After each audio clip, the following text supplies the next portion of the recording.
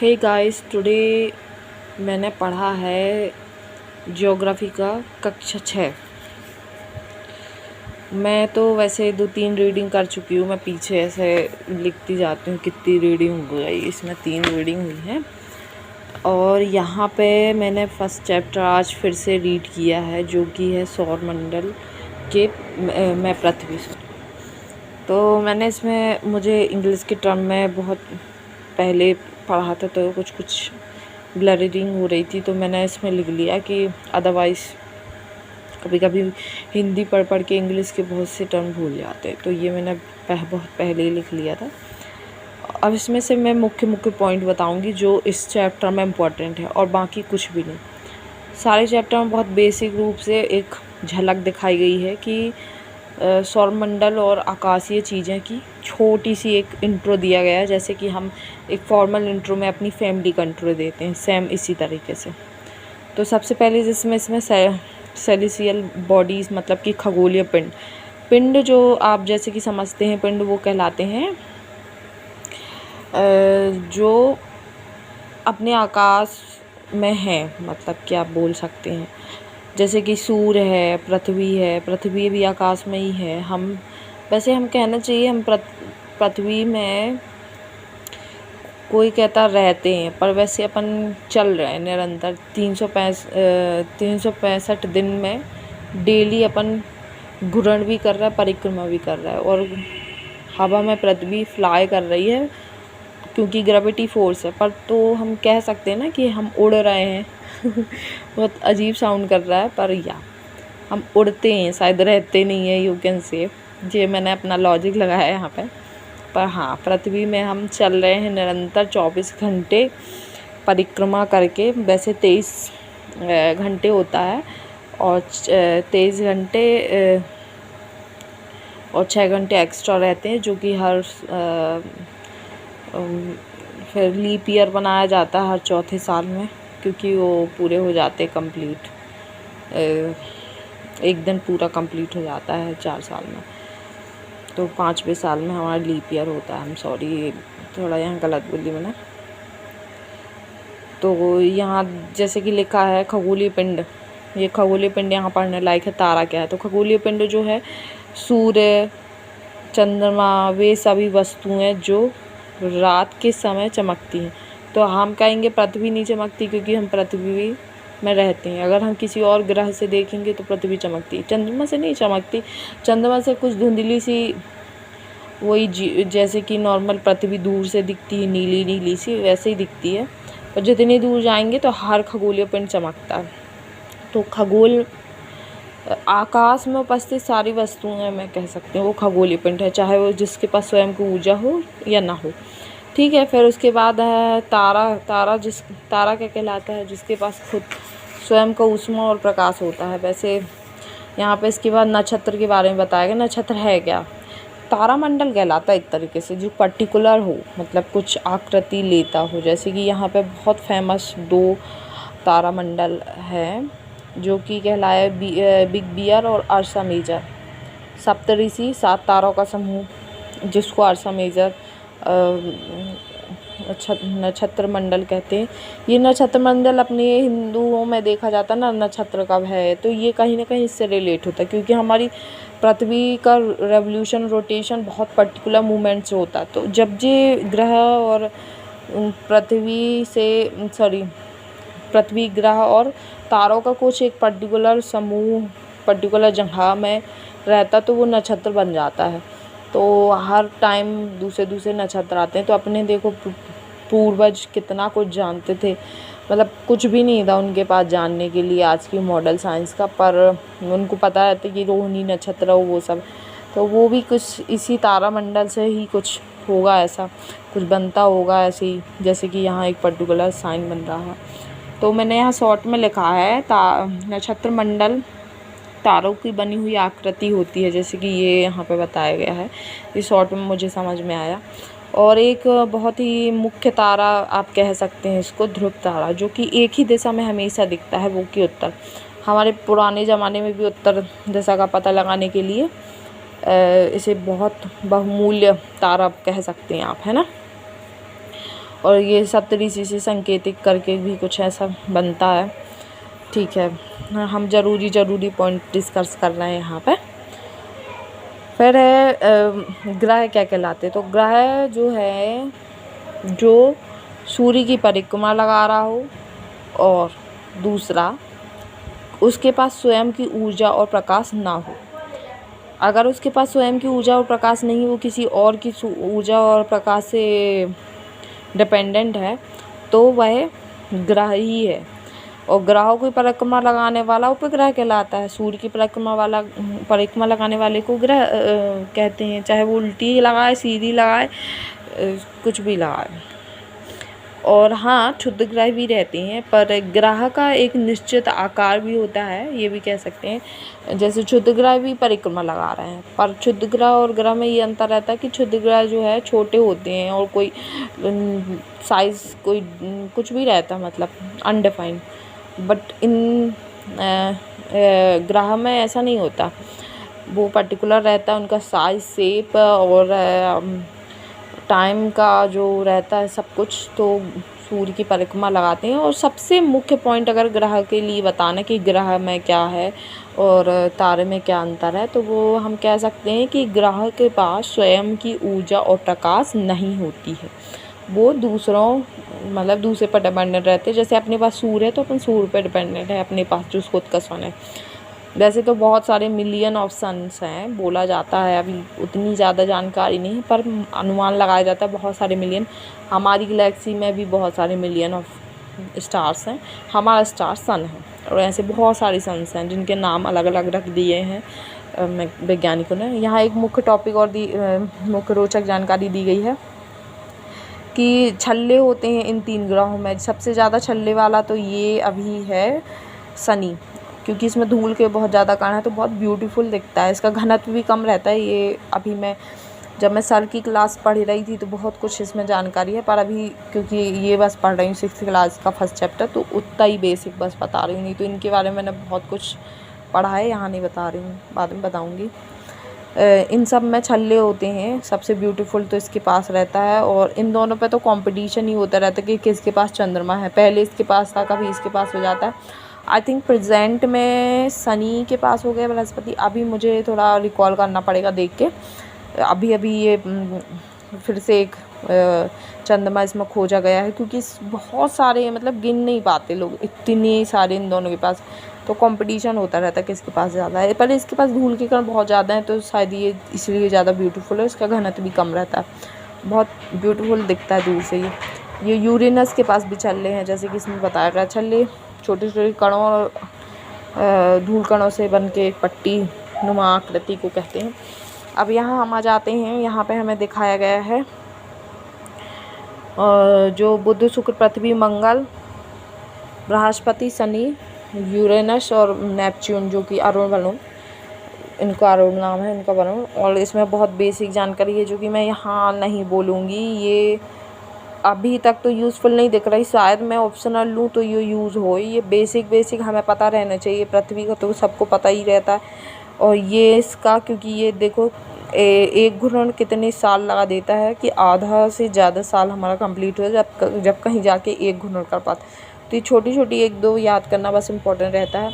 और ये हाँ, जो चट्टानी ग्रह होते हैं उन्हें आंतरिक ग्रह कहते हैं, और बाह्य ग्रह जो सूर्य के बाद और बहुत दूर होते हैं, उन पर गैस के और तरल पदार्थ होते हैं। ये इम्पोर्टेंट पॉइंट है यहाँ पे पढ़ने योग्य। और फिर उसके बाद हमने यहाँ पर जाना है कि कुछ मैथोलॉजिस्ट क्या कहते थे सौरमंडल को। ये मुझे इम्पोर्टेंट नहीं लगा, मैं नहीं पढ़ी, मतलब पढ़ लेना, बस पढ़ लेना। ये थोड़ा पूछ लेते, एक बार पूछ लिया था तो इसलिए इसको पढ़ लेना। तो मैट्रिक आने वही मापन करने वाला, तो जियोमेट्रिक मतलब पृथ्वी का मापन करने वाला, जियोलॉजी पृथ्वी का अध्ययन करना, और जियोइड मतलब पृथ्वी के आकार, ये बहुत इम्पोर्टेंट है। पृथ्वी के आकार का अनुरूप करना, ये जो है ये पूछा था एक बार, इसीलिए इसमें दिया गया। ये एक ट्रिक दी गई है कि हाउ यू कैन लर्न ग्रह, बिल्कुल क्रम से है ना। बुध, शुक्र, पृथ्वी, मंगल, बृहस्पति, शनि, अरुण और वरुण, यूरेनस, नेपच्यून। अच्छा, यम भी होता था, यम को कहते हैं इंग्लिश में प्लूटो, जो कि 2006 में नेगलेक्ट कर दिया गया। सुनने में आया है कि अब इसे भी ग्रह बोल रहे हैं, पर अभी मुझे कंफर्म नहीं है, बट उड़ती उड़ती खबर है, मैंने इंस्टा में देखा था। एंड 2003 में क्योंकि इससे कंपेरिजन किया गया रहा, तो इसलिए इसको बेचारे को अलग कर दिया गया। इसके आगे भी मैंने बहुत कुछ सर ने बताया था, वो पढ़ा था, बहुत इंटरेस्टिंग है। मतलब ये आपका सौरमंडल है ना, सौरमंडल के बाद भी एक पट्टी है, तो वो पट्टी में ये ग्रह था सिरस। तो बहुत बहुत अच्छा पढ़ाया था मुझे ज्योग्राफी PW1 में। ठीक है, तो यहाँ पे एक और इम्पोर्टेंट पॉइंट पढ़ने लायक है, जो वो है कि पृथ्वी से, सूर्य से पृथ्वी की दूरी क्या है, 15 करोड़ किलोमीटर। ये ना अपने हनुमान चालीसा में भी बोलते कई लोग हैं, तो 15 करोड़ याद रखना यार, 15 करोड़ किलोमीटर है ना। उसके बाद ये मैंने कुछ और भी नोट, अच्छा ये मैंने आगे के ही नोट है, हाँ ये नाभिकीय संलयन की होती है अपने सन में, तो ये याद रखना चाहिए। मैं तो बहुत कंफ्यूज हो जाती हूँ संलयन और फ्यूजन और फ्यूजन, अभी भी मुझे देखो कंफ्यूजन है। हीलियम और हाइड्रोजन और हीलियम मिलके नाभिकीय संलयन होता है, तो जिससे इसमें ऊर्जा उत्पन्न होती है ना। ये लगातार चलने वाली प्रोसेस में भी बहुत कुछ मैंने पढ़ा है, पर इसमें नहीं है, इसलिए अभी इसकी परिक्रमा और परिभ्रमण बहुत नया सा लगा था मुझे, इसलिए मैंने ये अलग से लिख लिया। परिभ्रमण आने की घूर्ण करना है ना अपने स्थान पर, परिक्रमा आने वही दीर्घवर्ती की परिक्रमा होती है अपने ग्रहों की, है ना। पृथ्वी के बारे में कुछ छोटी सी जानकारी है। पृथ्वी ये भी बहुत इम्पोर्टेंट है, क्योंकि एक बार पूछा जा चुका है कि पृथ्वी का आकार कैसा है, तो भैया ना पृथ्वी का आकार संतरे के जैसा है, ना पृथ्वी का आकार किसी बॉल के जैसा है, ना गोल है, क्योंकि ऐसा माना गया है कि पृथ्वी का आकार पृथ्वी जैसा ही है, जिसको नाम दिया गया भू आफ या जियोइड। तो ये बहुत ही इम्पोर्टेंट है, पूछा जा चुका है क्योंकि, है ना। अच्छा, पृथ्वी ग्रह बहुत ही महत्वपूर्ण है, जैसे कि हम जानते हैं यहाँ पे सारी अनुकूल जीवन के लिए सारी अनुकूल स्थितियाँ उपलब्ध हैं। यहाँ जीव हैं, जीवन की महत्वपूर्ण सारी चीज़ें हैं जिससे भी हम सर्वाइव कर सकते हैं, इसीलिए पृथ्वी महत्वपूर्ण है। इसमें बढ़ा चढ़ा के आप और 2-4 पॉइंट यहाँ वहाँ से खींच सकते हैं। ठीक है, चंद्रमा के बारे में पढ़ते हैं। चंद्रमा जो है पृथ्वी का चौथा हिस्सा कहलाया, मतलब अगर आकृति माने तो चौथा, मतलब 4 चंद्रमा हो जाएंगे तब कहीं जाके एक पृथ्वी बनेगी, है ना। और ये कितने किलोमीटर दूर है, 3,84,400 किलोमीटर। 84 से याद में रख सकती हूँ, 3,84,000। ब्रह्मा विष्णु महेश होते हैं, 84 योनियों होती हैं, और 400 योजन में ऐसा कुछ मे भी याद कर सकते हो आप। तो ये मैंने थोड़ा याद करने के लिए ऐसे अपने मन में टेक्निक सोचा है। ये प्रकाश की गति है 3 लाख किलोमीटर। देखो आप यहाँ से कुछ कर सकते हो कि 3 लाख प्रकाश की गति, किलोमीटर प्रति सेकंड की गति, सेकंड प्रति सेकंड की, सोचो। और इतनी कुछ 84 से अपन 84 कहता है ना, 84 लाख योनि रहती हैं, कुछ ऐसा मैं रिलेट करके थोड़ा रिमेंबर रखने की कोशिश कर। ये छोटी सी बेसिक जानकारी जो वनडे एग्जाम में पूछी जाती है, यू कैन लर्न कि 21 जुलाई 1969 में नील आर्मस्ट्रॉन्ग पहले व्यक्ति बने जो चंद्रमा में कदम रखा। उपग्रह में बताया गया कि उपग्रह क्या है, वो खगोलीय पिंड तो सब होते हैं, मतलब जो खगोल में आकाश में उपस्थित सारे पिंड खगोलीय पिंड कहलाते, छोटे बड़े हों, खुद की उसमें आकाश हो ना हो, प्रकाश हो ना हो, वो, है ना। तो खगोलीय पिंड जो उपग्रह है, उपग्रह जो ग्रहों के चारों चक्कर लगाने वाले को उपग्रह कहते हैं, और मानव से निर्मित यही उपग्रह कहलाते कृत्रिम। हम अपनी पृथ्वी को कुछ ऐसे एज्यूम करते हैं कि हमारी पृथ्वी कुछ नॉर्मल में होगी। पता है, आप आज की टाइम पे पृथ्वी को देखोगे ना, तो उसमें इतने सारे सैटेलाइट्स हैं, मतलब मैं कह सकती हूँ 500 तो करीब होंगे। इतने सैटेलाइट हैं कि बिल्कुल ऐसे भंवरों की तरह मंडराते रहते, इतने सैटेलाइट भेज चुके हैं लोगों ने आज। और जो ख़राब हो जाती हैं वो भी वायुमंडल में कहीं ना कहीं ऊपर, मतलब कहीं एग्जिस्ट तो करती होंगी, पता नहीं क्या होता है उनका, पर वैसी नहीं दिखती जैसे अपन नॉर्मली पृथ्वी को जूम करते हैं कि चंद्रमा बस परिक्रमा रहा। इतने सारे कीड़े मकोड़ों की तरह पृथ्वी के चारों ओर कृत्रिम उपग्रह परिक्रमा लगा रहे हैं। और अभी नए नए आए हैं जो कि मुझे ना याद नहीं है, मैंने पढ़े हैं साइंटेक में, तो मैं बताऊंगी। उसके डिफरेंस भी रहते हैं, किस किस टाइप का होते हैं, वेदर वाले अलग होते हैं, सब टाइप के अलग। ठीक है, अपन टॉपिक से नहीं हटते, कुछ 2-3 पॉइंट और बचे हुए हैं। चंद्रमा पृथ्वी का एक चक्कर 27, अच्छा हाँ, क्योंकि हम चंद्रमा का हमेशा एक ही फेस देख सकते हैं। ये मुझे थोड़ा सा कंफ्यूजिंग है, पर मैं पूछूंगी मे बी अगर मुझे मौका मिल पाया, कि चंद्रमा 27 दिनों में अपनी एक पूरी चक्कर पूरी करता है और उतनी टाइम पे वो परिक्रमा कर लेती है पृथ्वी, इसीलिए ना वो फेस नहीं होता। पर मुझे ये लगता है यदि वो गोल घूम भी रही है शायद, यहाँ थोड़ा मुझे कन्फ्यूज़न है, मैं पूछूंगी। क्योंकि भैया जब कभी तो ये पलटती होगी तो पृथ्वी के किसी भाग में तो दिखता होगा ना इसका फेस, कुछ ऐसा कन्फ्यूज़न है मुझे इसमें। पर अपन यहाँ पढ़ लेते हैं कि चंद्रमा पृथ्वी का एक चक्कर लगभग 27 दिनों में पूरी करता है। इसके परिणाम स्वरूप पृथ्वी से हमें चंद्रमा का एक ही भाग दिखाई देता है। लगभग इतने ही समय में यह अपने अक्ष का एक चक्कर पूरा करती है। मतलब पृथ्वी जो है अपने अक्ष का एक चक्कर पूरा करती है, तो अक्ष तो 24 घंटे में घूमती रहती है, 27 दिनों की बात हो रही, तो कन्फ्यूज़न थोड़ा मुझे यही है। ठीक है, अच्छा आगे चलते हैं। क्षुद्र ग्रह, क्षुद्र ग्रह वो जो कहते हैं किसी पिंड के टूटने से बने हैं, मे भी ग्रहों से, तारों से तो बने नहीं होंगे, तारों में तो खुद की ऊष्मा का प्रकाश होती है ना। तो क्षुद्र ग्रह मंगल और बृहस्पति की कक्षाओं में पाए गए हैं और असंख्य है, ये असंख्य है ना। बस इतना ही कहेंगे, ऐसे के टाइप से रहते हैं, बड़े छोटे किसी भी, है ना। और ये है उल्का पिंड, उल्का पिंड भी क्षुद्र ग्रह। उल्का पिंड में कितना क्या है पता है, ये सूर्य के चारों ओर ये भी परिक्रमा लगा रहा है, क्षुद्र ग्रह भी लगा रहा है। देखो बहुत कंफ्यूज होते हैं, तो मैंने ये कहीं से बहुत खोजबीन करके निष्कर्ष में ये निकाला था कहीं से गूगल करके। सूक्ष्म ग्रह क्षुद्र ग्रह जब पृथ्वी के वायुमंडल में प्रवेश करते हैं तब उन्हें उल्का कहा जाता है, और तब उल्का कहा जाता है या उल्का पिंड कहा जाता है। जब यह पृथ्वी की सतह से टकराते हैं तो शायद उल्का पिंड बन जाते हैं, शायद ऐसा कुछ टूटा फूटा यहाँ कन्फ्यूजन है मुझे। सूर्य के चारों ओर चक्कर लगाने वाले पत्थर के छोटे छोटे टुकड़े को उल्का पिंड कहते हैं। तो सूर्य की ओर तो ये भी लगा रहे हैं और ये भी लगा रहे हैं, तो यहाँ मुझे कन्फ्यूजन है। ग्रहिकाएँ कहलाती, ग्रह से टूटी हुई बनी है ना, इसलिए इसको ग्रहिकाएँ भी कहते हैं। शायद ना ये कहीं भी रहती हैं, पर ये पर्टिकुलर इसी कक्षा में रहते हैं, ऐसा हो सकता। मैं थोड़ा यहाँ कंफ्यूज हूँ। ठीक है, हम यहाँ आते हैं कि हम किसी आकाश गंगा में रहते हैं, सौरमंडल, हम पृथ्वी में तो रहती हैं, हम किसी सौरमंडल में भी रहते हैं, और यही सौरमंडल के बहुत सारे सौरमंडल बन के एक आकाश गंगा बनती है, और ऐसे बहुत सारी आकाश गंगाएँ मिल के एक ब्रह्मांड बनता है। तो हम आकाश गंगा अपनी मिल्की वे क्यों कहते हैं उसे, क्योंकि उसमें ना दुग्धिया कुछ ऐसा प्रकाश जैसे दिखता है, तो लगता है आकाश की गंगा बह रही हो।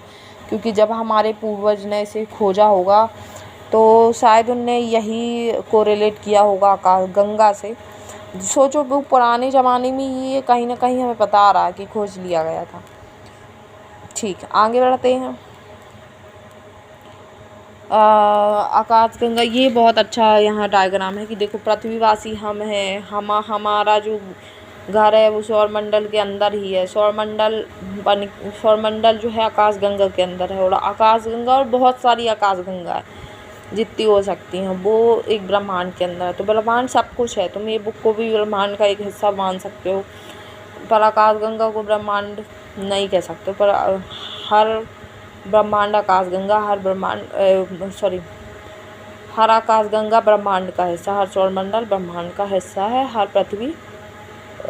पृथ्वी मतलब ब्रह्मांड का हिस्सा है। ठीक है, ये थोड़ा सा कोरिलेशन है, और आई होप ये पसंद आया होगा। ये इसके बाद ये बहुत ज़रूरी होते हैं कि आप अभ्यास के क्वेश्चन एक बार ज़रूर लगा लें। नहीं बन रहे तो मतलब आपने पढ़ा नहीं अच्छा। इनफैक्ट मैं तो ये करती हूँ, पहले क्वेश्चन पढ़ लेती हूँ, उसके बाद मैं पहले फिर बुक रीडिंग करती हूँ। तो ये कुछ क्वेश्चंस हैं, जैसे कि ये ग्रह तारे में अंतर, मैं अभी यहाँ नहीं करवाऊँगी क्योंकि मैंने मैनेजमेंट पढ़ कर, मेरा वीडियो भी लंबा हो रहा है। और यहाँ 2 पॉइंट मुझे मिल ही गए जो थोड़ी मुझे लगता है पढ़ सकती हूँ, मैं यहाँ पे ले सकती हूँ मेरे हिसाब से। तारों की एक बहुत बड़ी प्रणाली को आकाशगंगा कहते हैं। देखो तारों की एक बहुत बड़ी प्रणाली, जैसे कि हमने बताया था कि हमारी आकाशगंगा में ऐसे बहुत सारे सौर मंडल्स हैं। हमारा सौर मंडल अलग है और हमें लगता है 250 मिलियन में भी, मुझे रिमेम्बर बिल्कुल नहीं आ रहा है, गलत हो सकता है ये। तो ये है ना।